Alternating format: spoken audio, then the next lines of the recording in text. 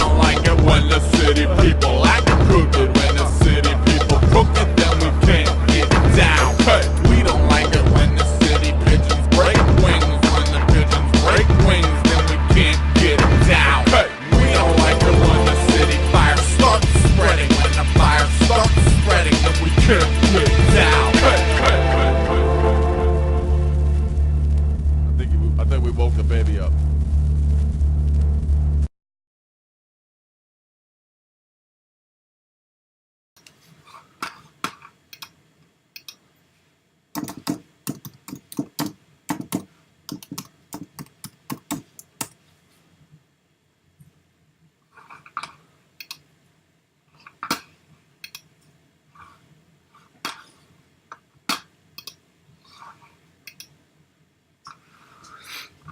Okay, so the national curriculum.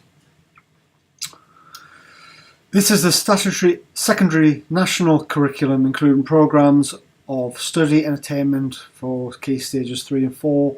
It is issued by law. You must follow it unless there's a good reason not to. Well, there's many good reasons not to, so that's not particularly clear. It's issued by law. Okay.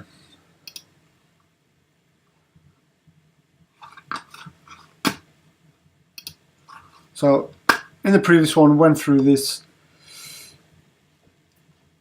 It nods its head at what learning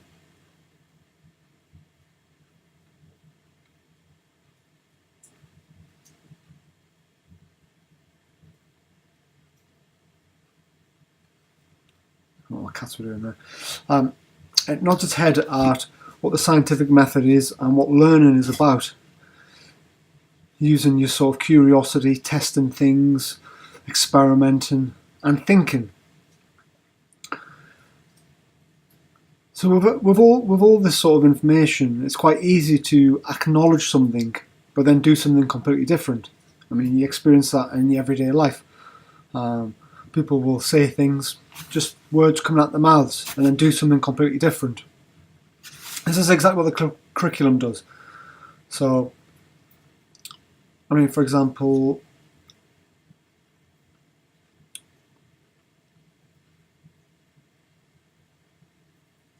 how to work scientifically, and test things, and go through the nature and processes of methods.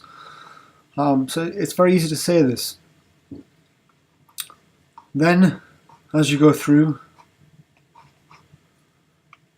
it goes from that into the doctrine for the belief system they want to install inside you, which has nothing to do with the scientific method or thinking.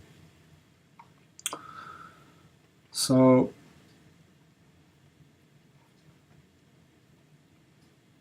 here we go, Earth and space. Statutory requirements. Pupils should be taught to describe the movement of Earth and other planets relative to the Sun in the solar system. Well, this is not in your experience. Nobody feels any movement whatsoever, but they do see the Sun and Moon move around them. So you could describe that. To describe anything else is just, you're just repeating something which has been taught to you as a fact, as a belief. You have to believe it. So this is belief system. Describe the movement of the moon relative to the Earth. Well, it moves around us in a cycle. 29.5 days, or that gives us, it marks the months. So the moon marks the months, the sun marks the days, stars mark the year. That would be something you could observe and describe yourself.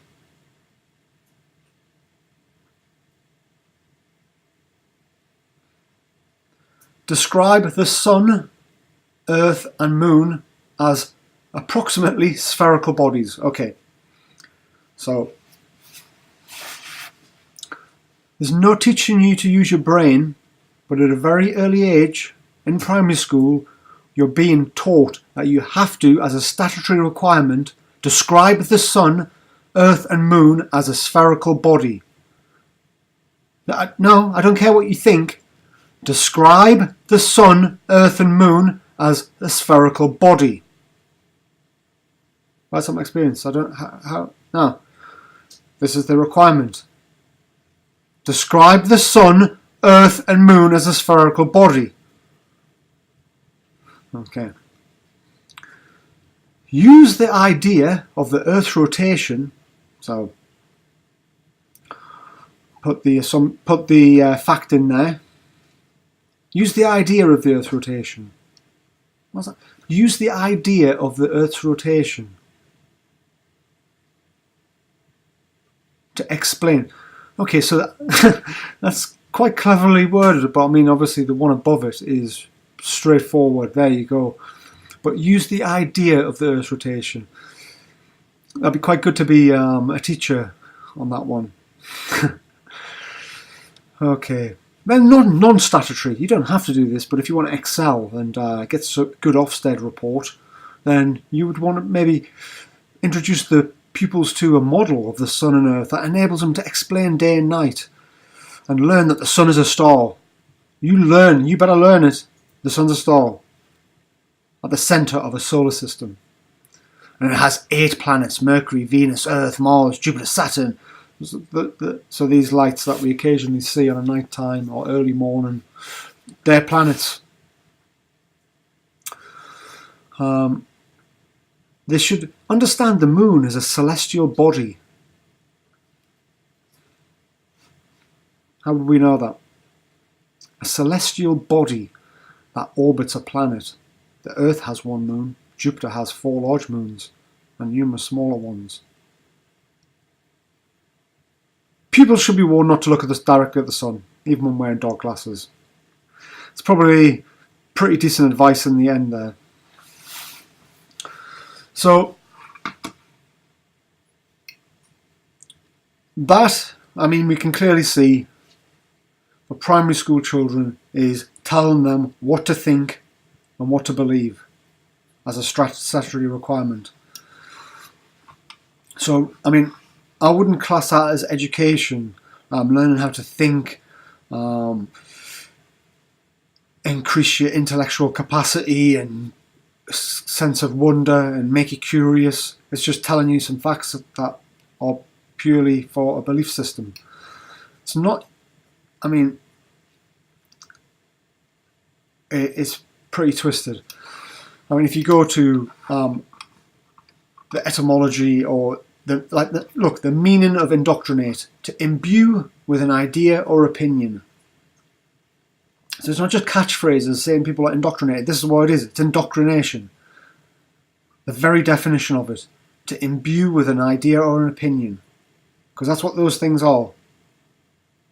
Not teaching people how to think, or asking what they think, and how they've come to that. Oh, little Johnny, what do you think? Well, I think I'm not moving. I know, but it's spinning, but it's all relative, and you don't. But I don't feel it. Is there any way you could show me how this is possible? No, this is what you think. Stop it. So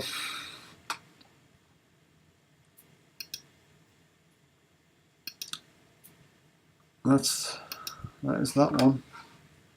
And then as you go into senior school, it doesn't get any better for you.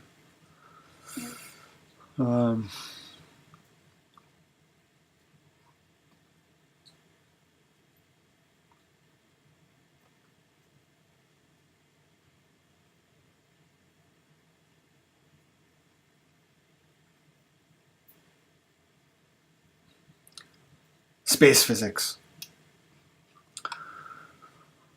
Let's gain gravity force, weight equals mass times gravitational field strength on Earth. G equals 10 Newton kilograms, or just reduce it down to nothing. It's nothing. 10, 0. It doesn't exist. Different weight and different on other planets and stars. Gravity forces between Earth and Moon, and between the Earth and the Sun.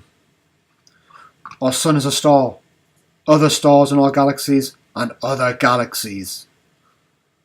The seasons and the Earth's tilt, day length, times of year. So this is the light year is an astronomical distance.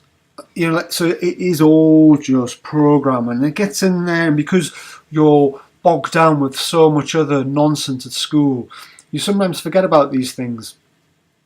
But it's lodged in there in your young, supple mind, because at that age you are definitely have the instincts where you want to expand and grow and know things, and so even though at school you feel disillusioned and hammered with a load of facts, that natural instinct is still in there. So as they're forced, just pushing this information, bloomp, it's went into you as a sponge, and there we go.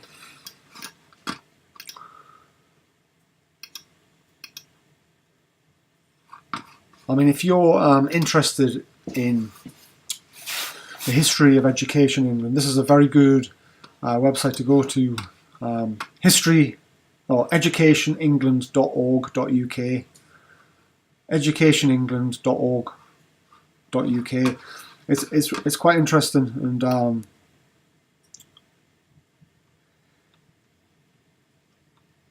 like my mother was a teacher for 20 years. She was an art teacher. She taught a primary school for a long time, and through the early 90s, people were really, like after 18 years of the Conservatives, they really wanted to get Labour in, especially all of the state sector, and all of the people. So they got them in with old Blair there, and within a few months of him being in, my mother said that teaching took a turn, and it's never recovered. And after another 6 or 7 years of that government, it was enough to totally demoralise her and wanted to get out. She said basically teaching had transformed from being able to get children to think and enjoy learning through play and being creative, and to this dogmatic Ofsted system where all of a sudden you went from a teacher to having these teacher training days occurred where the children wouldn't come into school, and you all the teachers went into a class, met up for the day and got taught them, right, okay, this is the next information we need to teach. You need to teach this, you need to say this. So it went from just, being able to do a lesson plan and tailor it to the children in the class who are going at different levels, who are interested in different things, to boom, this dogmatic system of indoctrination. And this system's still in play now, and it's obviously getting more and more honed like a samurai sword, where literally it's just churning out people who haven't ever used their brain. They're just basically artificial intelligence storage systems for information that they can regurgitate.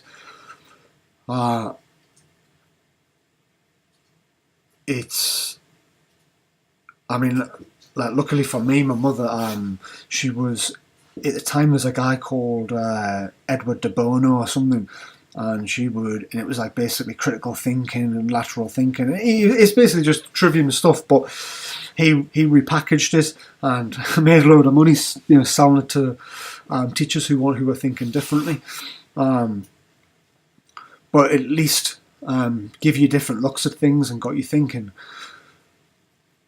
But the Ofsted system, it plays on heads' egos and teachers' egos, because all of a sudden there's a league table and they all, we want all the children to tick these boxes, boom, so we get this mark, and then the inspector comes and sees how they're doing and all performing monkeys, and it just plays on this whole capitalistic, I want to do better than that person, and competitive thing.